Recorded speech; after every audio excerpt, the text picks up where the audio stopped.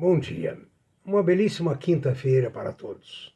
Aqui professor Aécio Flávio Lemos para passar-lhes algumas informações a respeito do mercado ontem, quarta-feira, e as probabilidades eventuais do mercado hoje. Por favor, inscreva-se em nossos vídeos, é de graça, mas é muito importante para nós, para efeitos estatísticos. E também dê a sua opinião através do e-mail previsioneseconomicas@gmail.com. No site www.previsioneseconomicas.com.br você encontra inúmeras informações, nossos vídeos, nossos podcasts e informações sobre ofertas de emprego. Hoje a gente começa as nossas notícias falando que a Europa fechou ontem totalmente alta e espera-se que hoje também opere-se em alta. Os Estados Unidos e o Brasil fecharam também em alta. Espera-se o mesmo, né? O S&P 500 fechou com alta de 0,85. O Bovespa fechou com 25.814. O S&P fechou com a queda de 9,02, ou seja, foi uma queda significativa. Nos Estados Unidos, as ações da American Express, você que investe em ADRs, fecharam a 172, a Apple fechou a 145, a Coca-Cola fechou a 56, estou falando em números redondos. A Goldman Sachs a 373, a Honeywell a 231, a Intel a 56, a JP Morgan a 152, a Nike a 161, a Visa fechou a 243, o Walmart a 141 e o Walt Disney a 176, para eles dar algumas informações sobre os seus ADRs. O petróleo fechou a 72,20, no Brasil o dólar fechou a 5,18 e o euro a 6,12.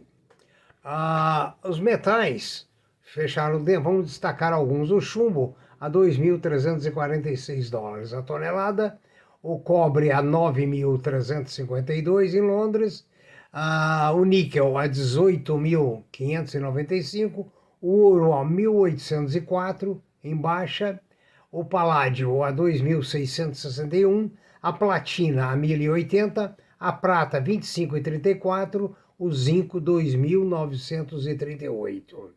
Todas as commodities ontem, açúcar, café, soja e demais commodities alimentares fecharam em alta. Todos os alimentos ontem.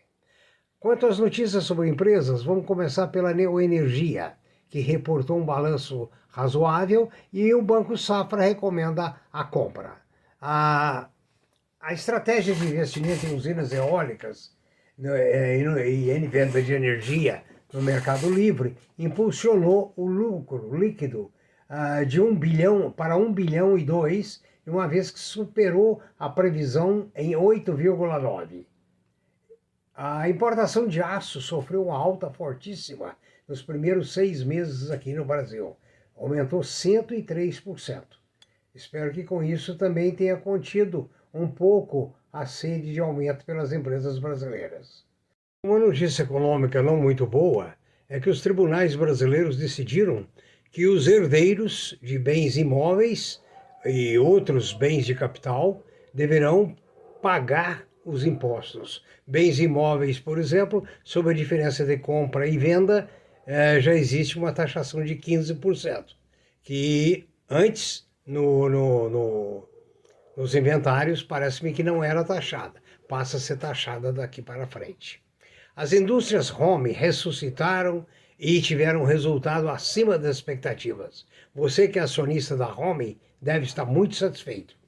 Ela atribui esse resultado ao aumento da carteira de pedidos, das margens, e o lucro líquido, por sua vez, foi de 42 milhões, o que representa uma alta de 2,77% em relação ao segundo trimestre de 2020. Outra notícia boa, a Embraer entregou 34 aeronaves no segundo trimestre desse ano. A carteira de pedidos atinge 15,9 bilhões de dólares. Segundo a fabricante, a carteira retomou ao porte que tinha antes da pandemia.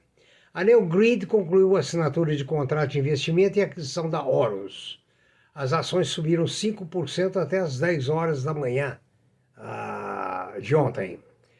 Posteriormente eu não peguei o fechamento da Neogrid, mas você que é acionista da Neogrid deve estar sorrindo. Assim como os acionistas da Vale. A Vale divulgou que cresceu a produção de minério em 11,3%.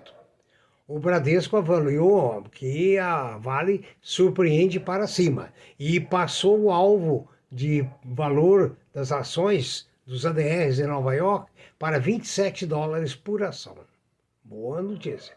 Outra empresa que hoje mexeu muito ontem, mexeu muito com o mercado, foi a Rumo, da Cosan, com a possibilidade de construir a ferrovia no Mato Grosso, anunciada ontem, nós comentamos aqui, que vai ligar os municípios de Rondonópolis, a capital Cuiabá e as cidades de Lucas do Rio Verde e a Nova Mutum, por meio de 2 ramais. Isso vai baratear muito o frete de commodities, das colheitas, principalmente considerando que o transporte ferroviário já foi muito forte no Brasil, tendo na década de 60 sido desmantelado, o que foi muito ruim, né? E substituir para dar força à indústria automobilística. A Gafisa aprovou um novo aumento de capital, aumento privado. O minério de ferro teve forte baixa, tendo em vista que os chineses se dispuseram a conter o crescimento da sua economia. Recomendaram que as empresas diminuam o seu ritmo, sendo que o minério que havia atingido $221 tem uma projeção agora de $180 a $190 com essa medida chinesa. As Olimpíadas de 2021 no Japão estão prevendo um forte prejuízo, porque o Japão esperava atrair 40 milhões de visitantes e as participações serão online, não pessoalmente. E isso dará um grande prejuízo para o Japão. E, finalmente, nós temos que comentar que o Bovespa ontem fechou em alta, a Wall Street também, um avanço no petróleo e as ações do IRB, que se você for acionista, fique contente porque eles aumentaram 8% ontem. Faça bons negócios, analise tudo muito bem, tenha uma boa quinta-feira e bons lucros e muita saúde. Obrigado.